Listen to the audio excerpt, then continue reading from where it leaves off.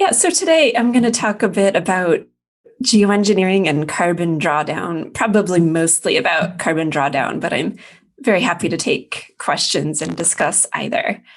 And so some of the questions I wanted to try to cover: why is anyone even talking about carbon removal? How much carbon removal is being discussed?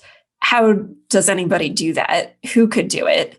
Is this all just going to delay cutting emissions? And what happens if we fail at both decarbonization and carbon removal? So that's quite a lot, but I'll get started. One reason carbon removal is being increasingly discussed is all these net zero plans that you've heard about. So having the ability to remove some amount of carbon from the atmosphere is implicit in these plans. That's because net zero means that there's some amount of positive emissions or residual emissions balanced by some amount of negative emissions.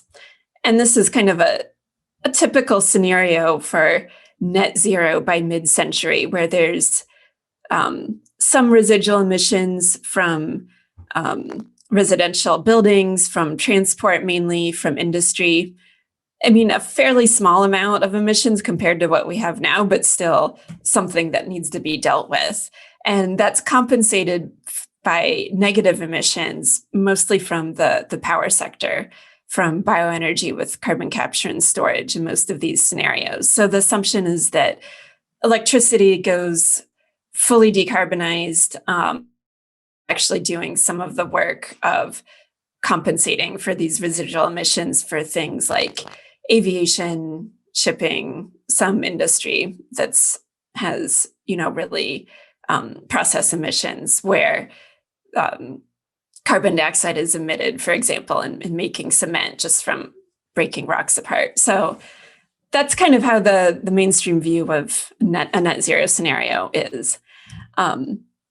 So how do you define what's left over? Right now, it's kind of up to anybody to define what gets to be these leftover positive emissions.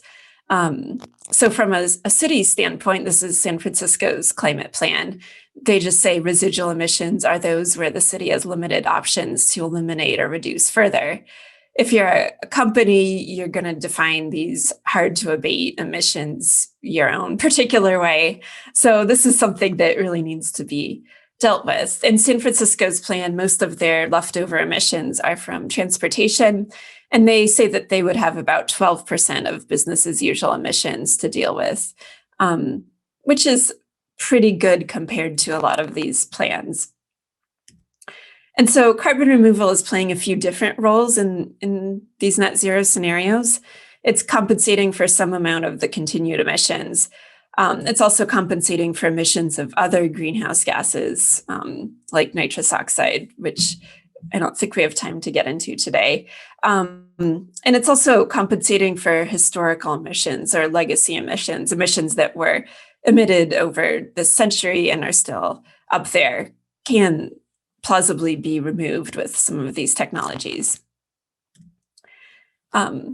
So this is another example of one of these diagrams. This is from the Royal Society. And you could see that these other greenhouse gas emissions like N2O, like methane, are being compensated for with carbon removals in this scenario. So how much carbon removal is being discussed? It depends on how many leftover emissions we are projecting to have, which leads to this discussion of which emissions are generally difficult to eliminate. Right now, it's regarded that emissions from electricity can really be eliminated all the way. Agriculture, forestry, and land use, a bit more challenging, especially when it comes to fertilizer. But this is a schematic of this is the picture of what we have now. So now I'm going to show you what some scientists think we actually would have left over if we've actually tried, because a lot of these scenarios the effort is obviously half-hearted, which is what we've seen obviously with climate action generally. But I like this analysis because they really said, okay, what if we reduced everything we could, even if it was expensive, even if it was politically challenging right now. Technically, what's hard to get rid of. And they came up with a smaller figure than a lot of these reports have had, which is 1.5 to 3.1 gigatons or billion tons. So current emissions are about 50 gigatons of CO2 equivalent right now. So this really is pretty ambitious. And what they have left over is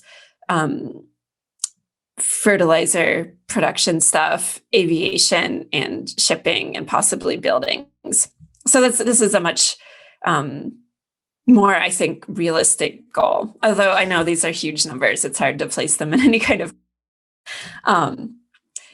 Here's another way of looking at it. Where do you put 1 trillion tons? This is what the Intergovernmental Panel on Climate Change special report on 1.5 degrees indicated, that all pathways they were looking at that limit warming to 1.5 degrees Celsius with a limited or no overshoot, so not passing that target and coming back, would require carbon dioxide removal from between 100 and 1,000 gigatons or billion tons over this century. So this is looking at a cumulative amount rather than each year what needs to be removed. And in terms of how to do that, how to get that 1 trillion tons out of the atmosphere and into somewhere else, I mean, roughly people are considering ecosystem-based approaches, so putting carbon back into ecosystems, putting carbon back into soils, and as well as engineered or industrial approaches that would sequester it geologically, so injecting it deep underground into rock formations, in some cases, formations like exactly the ones it came out of. And probably you have some familiarity with these, and I won't talk about all of them, but the idea is that most scientists regard that you would need to do a whole bunch of these things in order to add up to the amounts of carbon removal that would be required. And so there's a big discussion, obviously, about can we plant a whole bunch of. The Republicans here in the US put forth an act to plant 1 trillion trees. Greenpeace calls this tree washing, right? Because it's just like a feel-good response. And there's real land use requirements there. Soil carbon sequestration, too, is something that here in the US we have an increasing policy interest in. And I think also in a lot of the UK and also European countries, too, thinking about how to put carbon back into the soil, because soils have held so much carbon. A lot has been lost through industrial agriculture. So between 20 and 60% of their original organic carbon content. So how do you put carbon back into soil? One way is to farm different plants like perennials, things with long root systems, doing cover cropping, doing no-till. The challenge with these natural climate solutions is that the amount of carbon in those sinks will plateau after a few decades. So you can fill up the soils or, forest land, and then that carbon needs to be held there. Otherwise, it'll just go back into the atmosphere. So if people change their farming practices again, or if there's a wildfire, that carbon becomes lost. So there's concerns about how permanent natural climate solutions are, especially with worsening climate change. Some of these natural sinks are projected to or are already turning into sources of carbon, which is why people are thinking about industrial carbon removal systems, because those could go on year after year after year and be more permanent. So this is, using nature is being discussed by Shell and a lot of other companies. Greta and other climate activists are rightfully criticizing, this magical thinking around forests. I do want to say that we should plant more forests, but not use that as a excuse, or, So one thing about Shell's discussion of the forest carbon is that they would really like to see governance here. This is their recommendation, that there's governance for carbon removals, both natural carbon sinks and man-made, during this transition to keep the world within its carbon budget. So, they have an interest in making a framework for all of this. And I just want to put that out front. And so one thing that Shell and others have mentioned is bioenergy with carbon capture and storage. So the idea here is to grow biomass, combust it in a power plant, and turn it into products, but also sequester the CO2 that's separated out underground, which could remove carbon from the atmosphere. And this is already in the models, and these models have been rightfully criticized for the very large land demands for bioenergy that these modeling scenarios will generate. But I also want to say that because of that criticism, people have gone back to both these models and the concept and thought more creatively about how this could be done with waste products, with forestry waste, with agricultural waste. So there are bioenergy with carbon capture and storage systems that wouldn't have such land intensity. They just might be more expensive than these models tend to solve for least cost solutions. So the other big idea with industrial carbon removal is direct air capture. So extracting CO2 from the air using chemicals. You've maybe seen some of these pilot projects. The top picture is from one in Switzerland. The bottom picture is a rendering, which alludes to the fact that you need large amounts of renewable energy to run these systems if you want them to be, very carbon negative. So this is something that is pretty expensive. Costs are projected to come down. Nobody really knows what the final cost of this will be. And it needs a lot of abundant low carbon energy for it to work at scale. So there's direct air capture, and underpinning both the bioenergy and the direct air capture is carbon capture and storage. So roughly to draw down a gigaton of CO2, you'd need about 1,000 facilities of the scale that we have now for carbon capture and storage. And geological sequestration, you need something like a pipeline network on the order of this map to draw down 10 gigatons, which is what a lot of these models kind of end up with as the required amount. By the end of the century, you need 10,000. Right now, there's about 20 or 30 carbon capture and storage facilities on the globe. So obviously, this is a very huge, ambitious infrastructure, but it's also one that mainstream policy projections by the International Energy Agency and others are saying that, this is kind of the default thing that we need to do. And I know this is another US specific slide, but this is actually interesting because they were able to kind of calculate the land demands for just decarbonization without relying on so much of this carbon capture and storage stuff.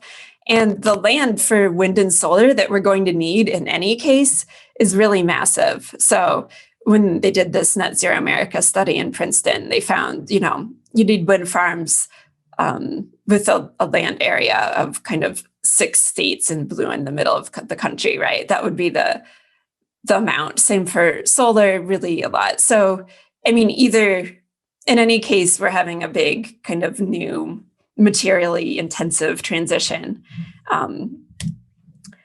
That's not to say that I'm minimizing the impacts of the CCS infrastructure either, but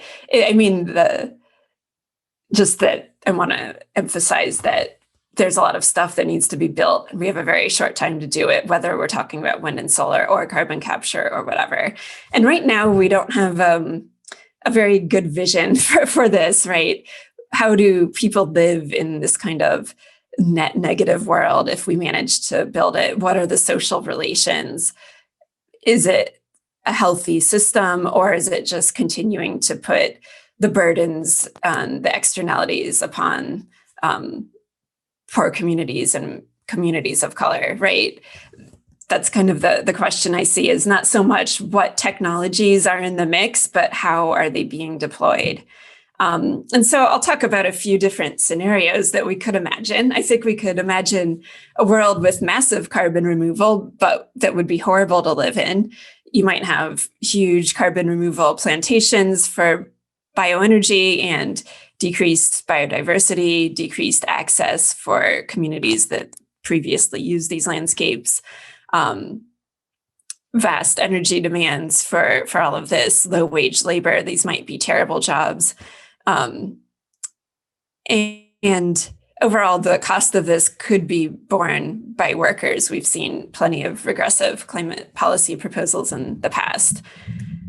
Also, there could be the scaled up of negative emissions technologies or carbon dioxide removal that doesn't really deliver. So one particular risk is that carbon CO2 with enhanced oil recovery, which some people say is a bridge to building out this infrastructure, fails to be a bridge. I think that's kind of clear, actually.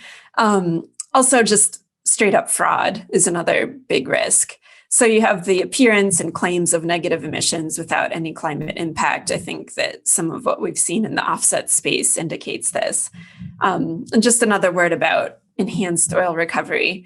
I mean, the idea here is that you capture CO2 from anthropogenic sources, inject it into depleted oil wells, that gets more oil out.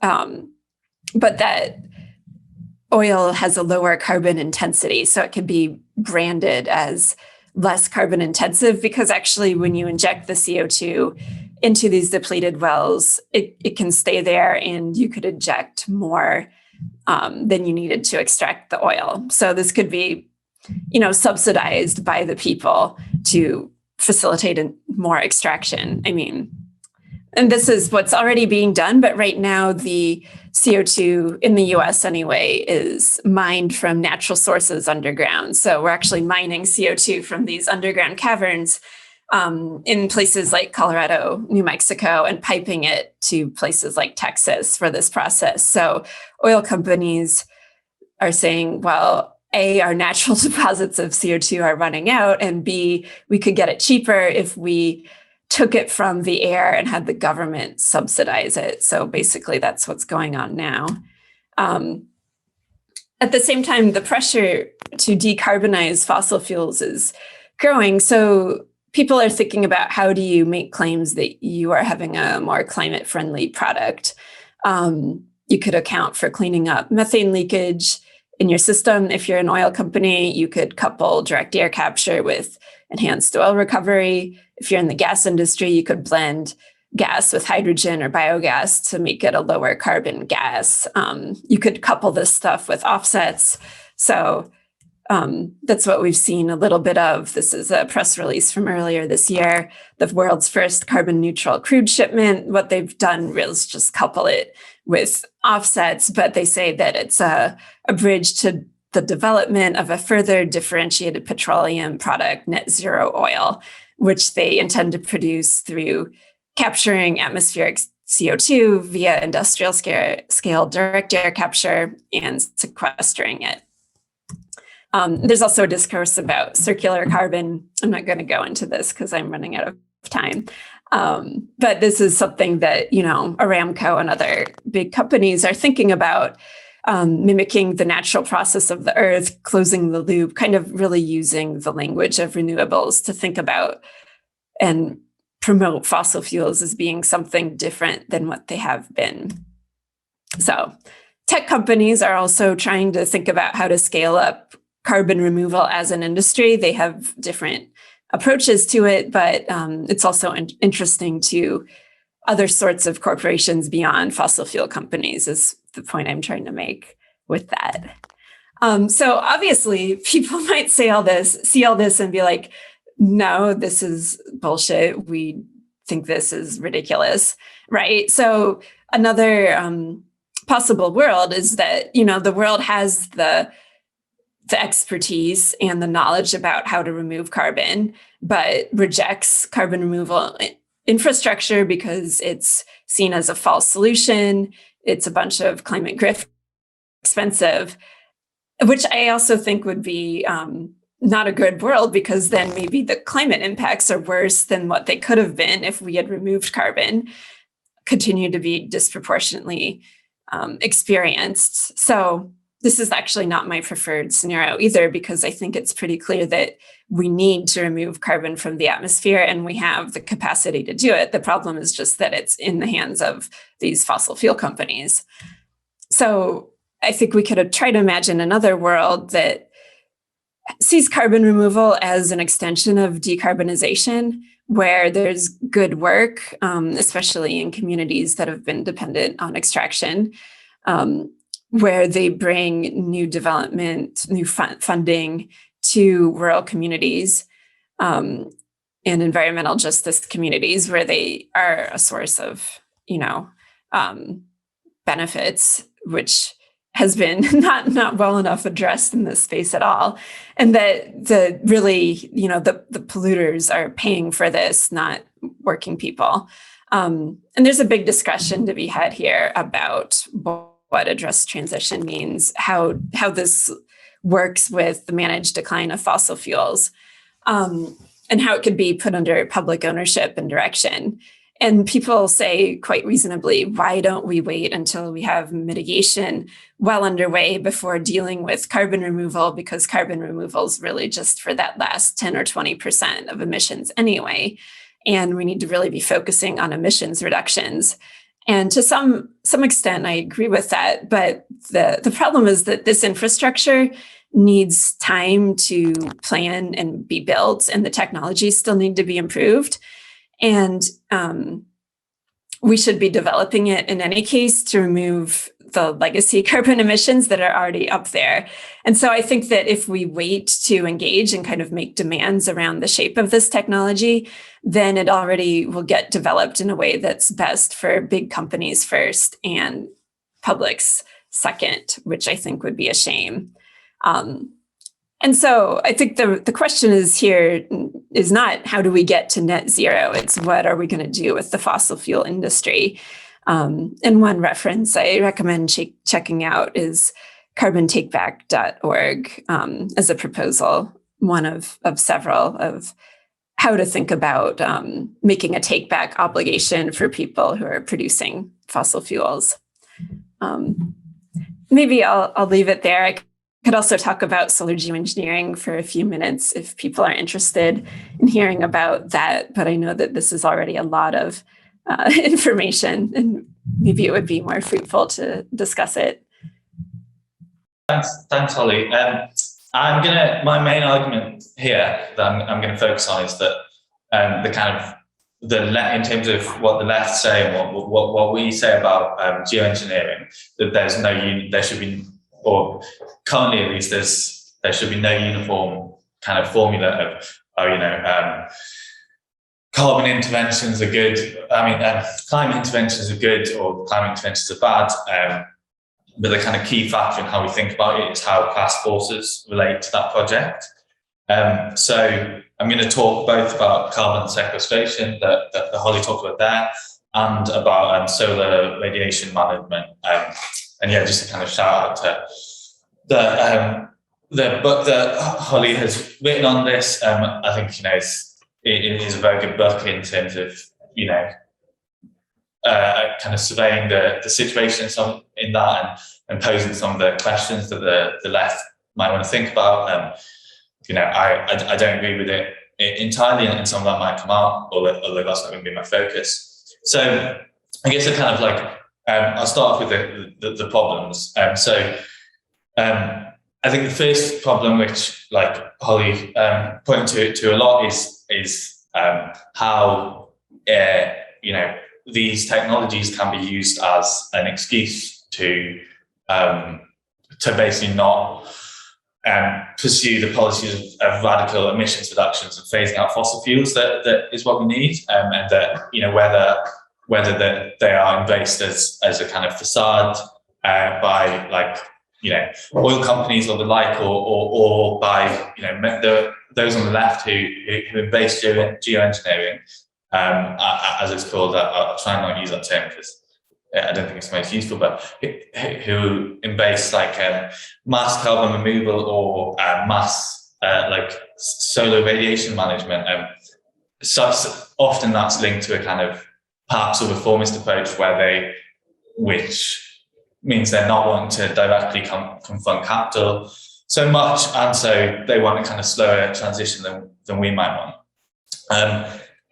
Holly gave the examples of the oil companies on the side. So solar radiation management, actually I should have explained that. So that's the idea of basically trying to confront global warming by, rather than or as a separate project from removing the amount of carbon dioxide and other greenhouse gases that are going into the atmosphere or taking them out, is to reduce the amount of heat that is coming into the planet in other ways. So the most prominent proposal, which is kind of the main one I'll focus on, is the idea of injecting some like an aerosol of some chemical, or often some kind of sulfite, into the stratosphere, and that will reflect some of the sun's rays, other things like space mirrors or whatever the people talk about. But that's the most commonly advocated one.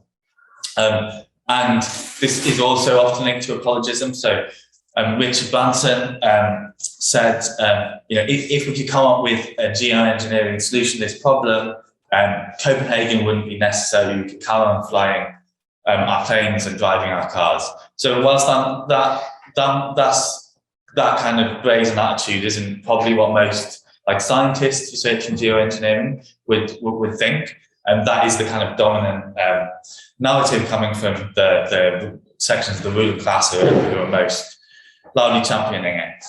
The second key problem is the kind of reality of the devastating side effects of a lot of it. So Holly talked about that with the different types of carbon sequestration, carbon removal, the kind of downsides of that.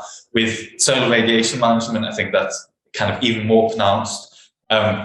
It varies from it could well affect the kind of hydrological cycle in really drastic ways, causing droughts in some places, monsoons in others, and affecting billions of people around the world.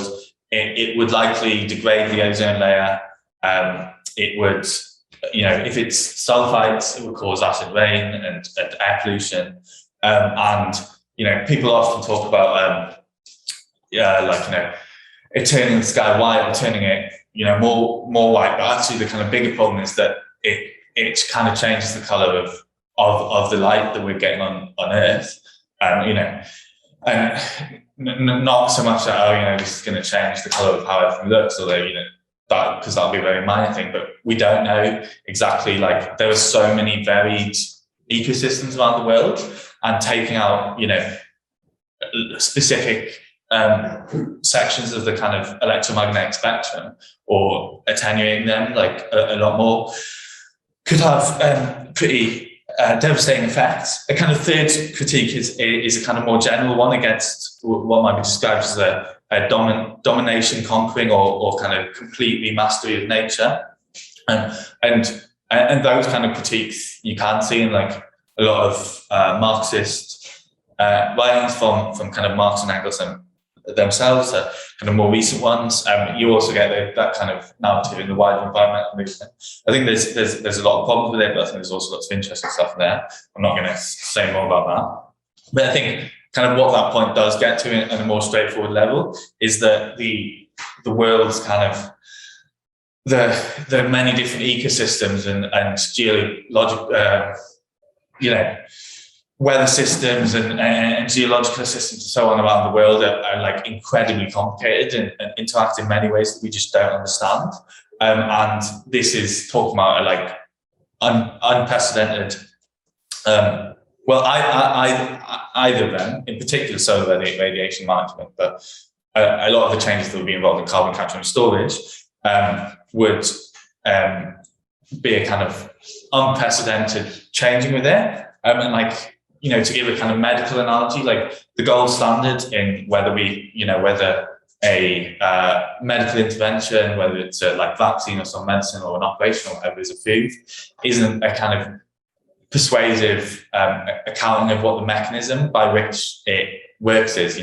If we give you, if we remove this thing from their body, then they should get better in that way. Or, if we spray stuff into the stratosphere, it will affect stuff. But is trials and statistical evidence.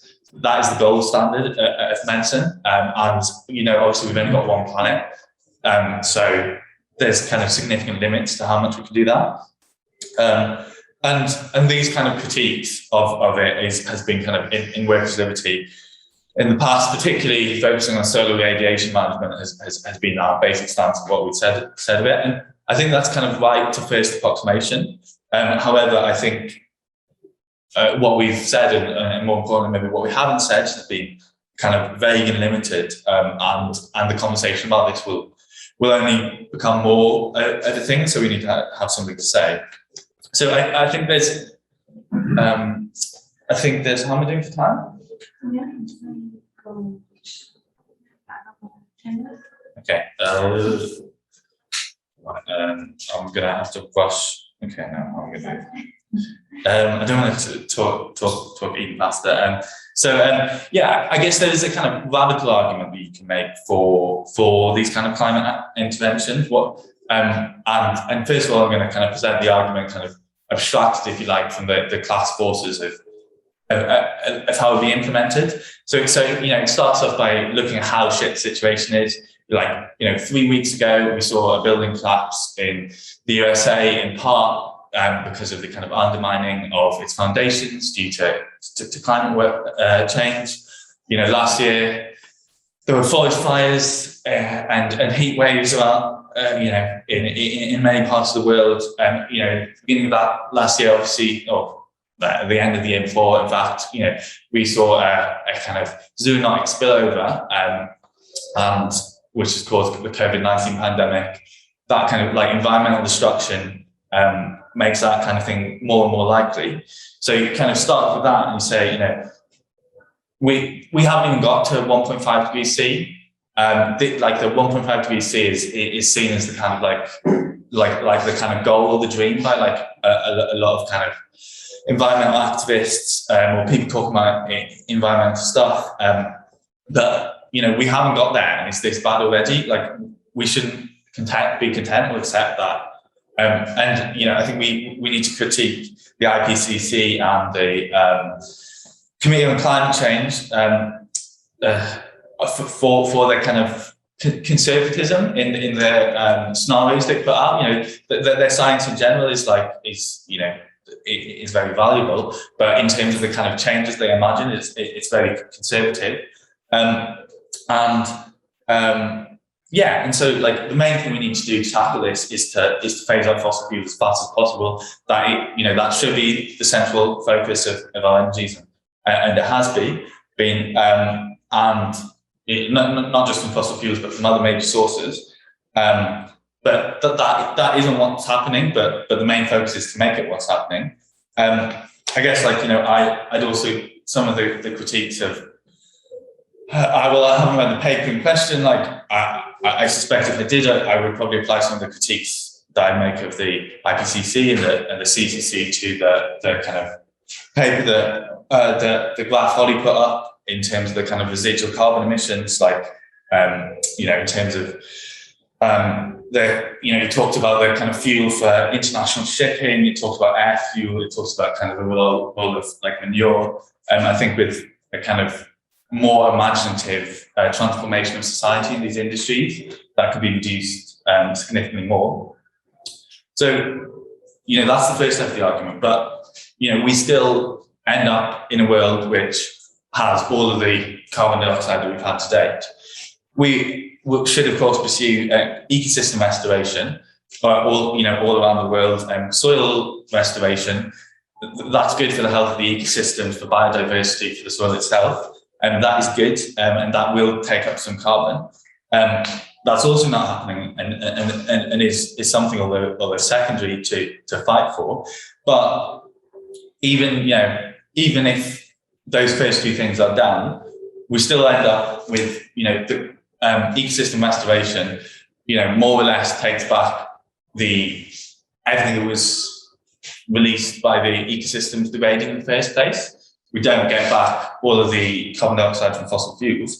So that poses then the need for kind of mass carbon sequestration, and we need to recognise that that is very harmful for the reasons kind of all of the proposals would have very significant harms in the ways that kind of Holly sketched.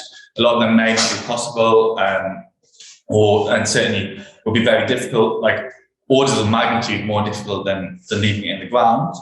However, if it is necessary to, as a kind of waste cleanup for all the time between now and the Industrial Revolution, and then you can kind of go a step forwards and say, that still wouldn't be fast enough. There are many things that aren't reversible, like species driven into extinction, won't come out of extinction if we get carbon dioxide back down to pre-industrial levels. Glaciers that melted won't just reconstitute themselves. Sea levels will still rise. And so then you get a case for kind of various types of solar radiation management, or more kind of types of climate intervention that are, that aren't waste removal so much as trying to kind of take an alternative route to dealing with the ecosystem. Now, I think that's very harmful and very dangerous, but at least there needs to be a lot of research into whether it's possible, and whether there's that's a less evil than letting climate change go on. But even that, is not enough and is incredibly damaging. The climate change will still be incredibly damaging, even if we do pursue solar radiation management that works well, doesn't have bad effects. And so we kind of need adaptation, which also has problems. I'm going to kind of skip over a bit there. So I think that's kind of a kind of radical argument for climate interventions that could be made. But I think it's notable to say that kind of few geoengineering or few climate engineering. 5 minutes left. Okay.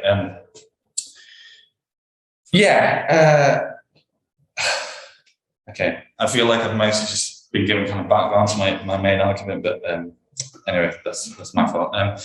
So kind of few geoengineering proponents kind of make the argument in exactly that way. Kind of even on the left, it's often talked about as a kind of way as something that should be used to compensate for continued emissions, which is kind of not okay. As in the argument I was making, I think the aim should be to reduce emissions as far as possible, and the role of these climate interventions should be deal with historic emissions.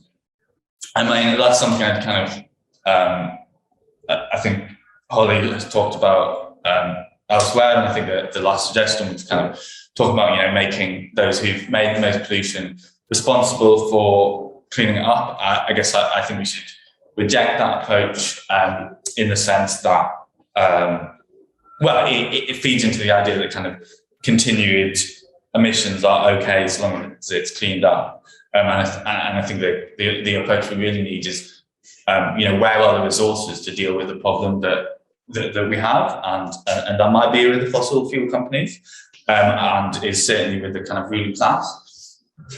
So I guess in terms of like, and I guess the reason that argument isn't made because the kind of genuinely needed solution of extremely rapid decarbonisation, extremely rapid phasing out of fossil fuels, seems kind of undesirable to some because of their class interests, and the kind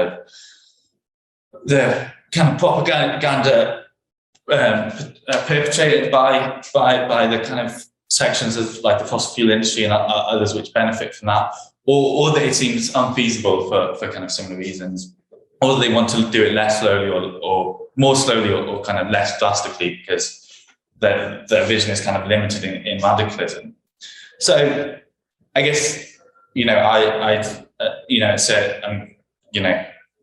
I feel like I'd say, and hopefully kind of my argument point towards why I'd say that kind of if we had like tomorrow, you know, a socialist society and a kind of worker state, you know, around the world, that we would do something like what I outlined, in the sense of, you know, phasing out fossil fuels as fast as possible, and other emissions, but still pursuing initially research and then deployment of probably deployment of kind of mass scale carbon sequestration and solar radiation management.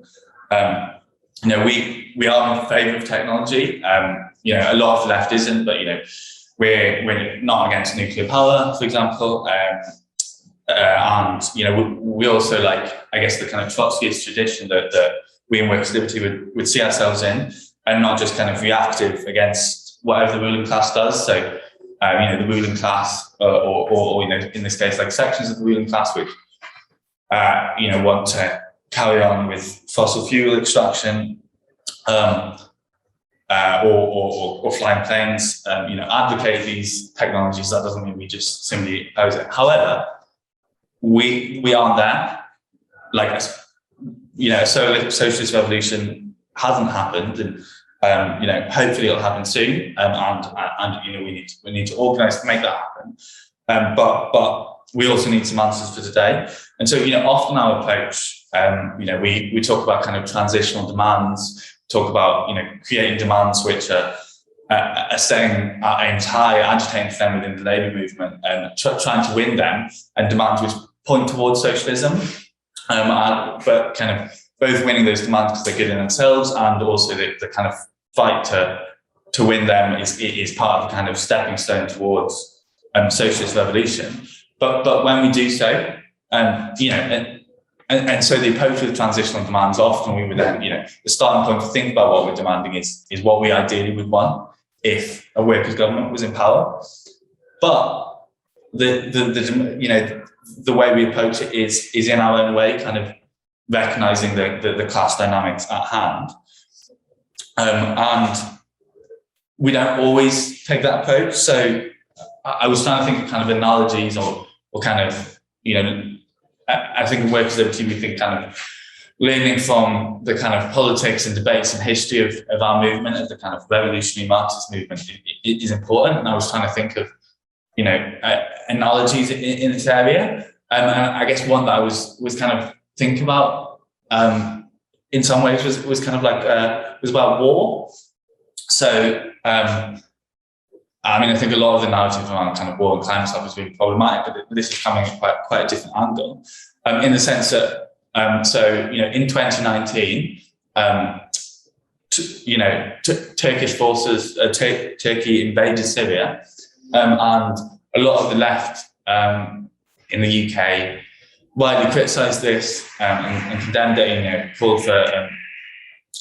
Was opposing that, but quite a lot of them kind of went a step forwards further and called for you know, active military intervention, whether a no-fly zone or something else, by the British state and American state. Cool. Okay. I'll try and wrap up in 30 seconds. I guess we criticised that call for intervention, but our central argument is that, like, we preach distrust in the ruling class, and we don't trust them to, you know, in general, we don't trust their military adventures. We recognise their kind of imperial interests, and we recognise that their track record on such matters is very bad. But we equally we just didn't kind of simply kind of denounce. You know, if that had happened, we wouldn't have simply denounced it either. I mean, I guess my contention then, in my final 30 seconds, is the kind of, we need to have, if not quite on the same level, but kind of a similarly kind of scathing attitude towards a lot of these technologies. If the kind of ruling class was to,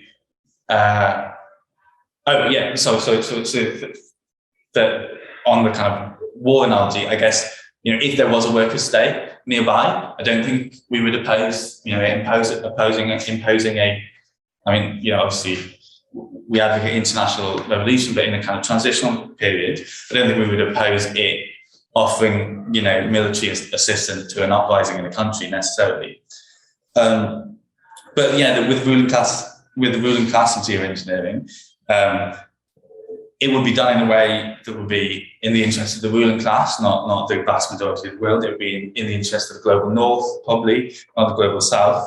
It might well be linked to kind of military things as research has historically, and it would be very short-sighted in the sense of, solar radiation management solves one problem, causes 10 others, and it kind of kicking the can down the road is something that, like, competing the capitalism and a system of international capitalist states does all the time, and it would take this approach to these technologies. So, sorry for going over, but thanks a lot.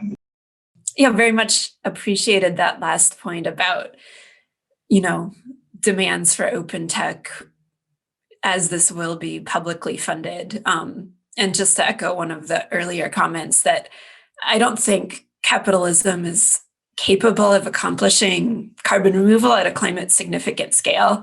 This is discussed in my book, but I mean, the state is really the only actor that could deliver this. And so we are really in a position to make some demands. And more generally too, I think that we think about fossil capital as being monolithic or really powerful, but I actually think that fossil capital is kind of weak right now. Never been anyway. And, we have big tech capital as ascendant, and maybe that there's some strategic thinking to be done around all of that. But I'll move on. On the war analogy, I think that we've just never had to, what we have to do is unprecedented. We've never had to plan a transformation that's global and that touches all of these systems: energy, food production, waste management, industry, et cetera, and to build this much stuff, right? So I guess war is kind of the go-to thing. And, Andreas Malm's book, Corona, Climate, Chronic Emergency, whatever, the CCC book, talks a lot about the war metaphor. So does Christian Parenti's essay in our anthology, Has It Come to This? The Promise and Peril of Geoengineering on the Brink. So he has a chapter in that's like a left defense of carbon removal that really also draws on this war analogy. I'm not so sold on it as being strategic. I think that one of the dangers is that it doesn't resonate with younger people in the same way, or they might just not have the reference point. I would love it if we could develop a different, conceptual language, but maybe war is what we've got.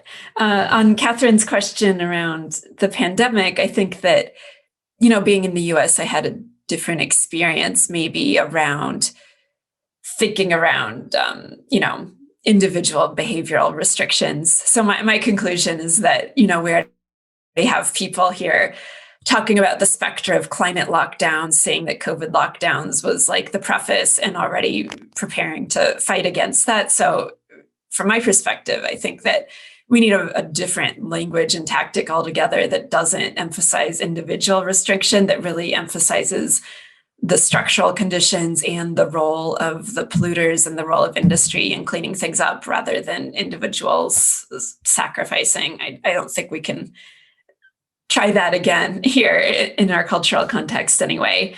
The other two things I think about in relation to the pandemic, it's just that, I have a colleague that says a pandemic is a virus plus a society. Climate change is, warming plus a society, right? We just, in our response, did not put enough attention on the inequalities in our society.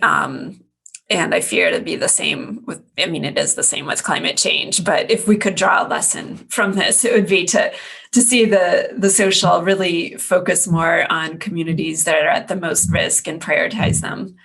The other takeaway from the pandemic for me is about the language of emergency, which I did use actually quite a bit earlier in terms of like the climate emergency, because obviously there's elements of it that are a crisis, are an emergency, but looking globally, that language of emergency really opened up a lot of repression in other countries. And I am now very wary about thinking of it or as a climate emergency, because I think it opens the door to rushed implementations of solar geoengineering in particular. And I would want to avoid that. So, I think war is better than emergency.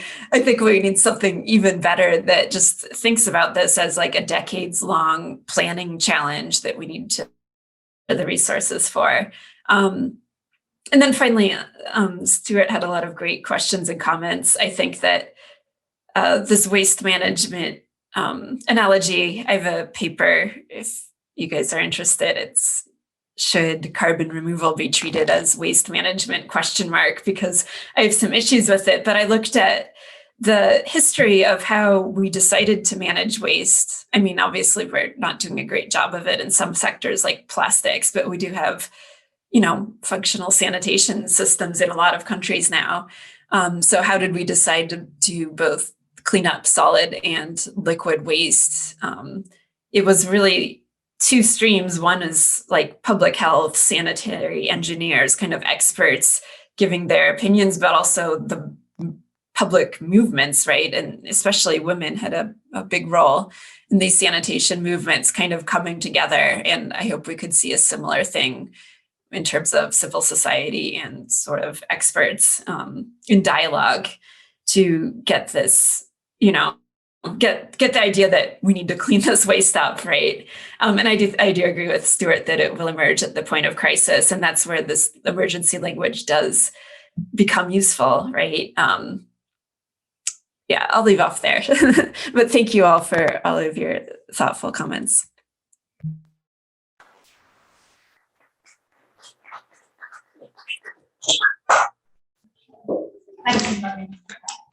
Yeah, thank you. So if I had time, I speak better. I would have given a few kind of concrete demands, proposals. I'm going to read them out anyway. Although I kind of wanted them to kind of spark more discussion, and I also realised I kind of maybe calibrate the tone of my talk. I was expecting people to be generally more anti-geoengineering, and I thought I was going to be on the most pro-geoengineering end of the crowd. But okay, so these are what I was going to say. So specifically, I think we should oppose all enhanced oil recovery, any use of CCS for carbon capture and storage to squeeze more oil out of the ground. Oppose any, and we should also oppose any attempts to approach sequestration as offset, as allowing overshoot and as permitting carbon markets. So that's kind of tackling its use in a kind of greenwashing way. And kind of secondly, that we should recognise that kind of carbon capture is still tinkering. Or maybe tinkering is the wrong word. That it's still secondary in our fight currently. It doesn't make good of something bad. Though we should oppose fossil fuels. We should oppose coal, oil, and gas power stations. We should also oppose many of the kind of large scale biomass. So in the UK we have the Drax power station, which on a kind of life cycle analysis is probably worse than coal in terms of carbon output. It involves cutting down like redwood forests from North America, shipping it over here. It's incredibly bad for the environment, so we should oppose that, and we should kind of denounce attempts to use carbon capture and storage to kind of greenwash them, which has been attempted, and that we should also kind of criticise it when these technologies are used as an excuse for a kind of slower transition than might be otherwise possible. And then my kind of fourth proposed amount was a massive program of cross-disciplinary and critical research and development of other carbon sequestration methods. And no trust in the market. It must be publicly funded, democratically controlled, and patent free. So that's for the kind of carbon sequestration. And then a kind of slightly different angle, the kind of massive program of cross-disciplinary and critical research for solar radiation management and other such climate interventions.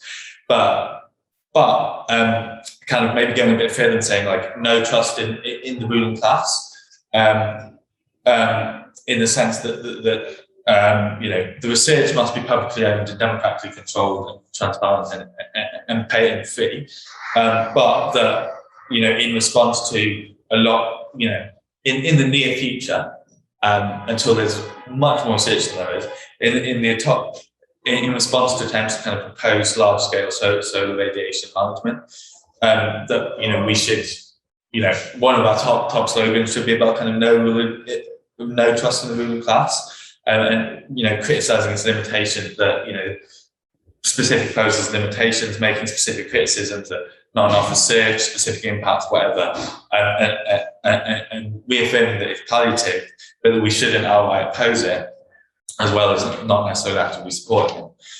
So I think kind of without me giving that, I think I probably wasn't very clear on what I was advocating overall. In terms of, I wasn't, I guess it was me not being clear that I don't know, I wasn't entirely clear what Paul was saying that he kind of disagreed with me about. I very much agree in kind of putting demands on the ruling class now. Several of those were, I think Paul would probably also agree that like the majority of our environmental demands should still be focused on stopping kind of fossil fuel extraction and burning, as they currently are.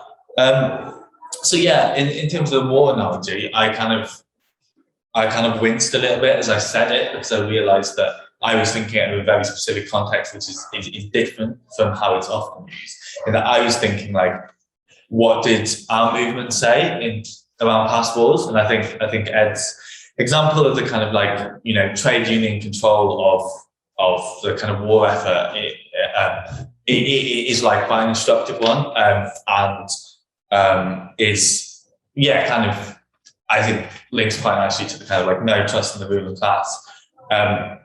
I very much don't agree with like the way various people, including Andreas Malm, on the left, talk about it in terms of basically the kind of like bourgeois states war effort in like World War II, and the bourgeois state is the kind of agent of change to make these changes happen.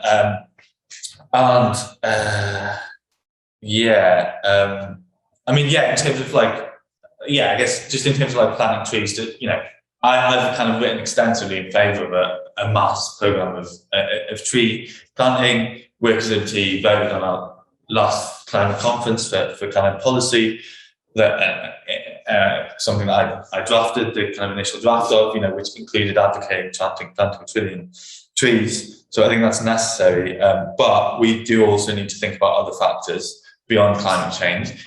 A trillion monoculture trees, which would, cause soil degradation, which would release more methane, but it would also have devastating biological effects, as well as social ones. There were many other things that I didn't get respond to, so I apologise about that. But I think and hope that this has sparked a kind of good debate. I was trying to be as kind of controversial whilst saying what I believed as I could, but I hope that we can have it further in the paper and at further meetings. So thank you.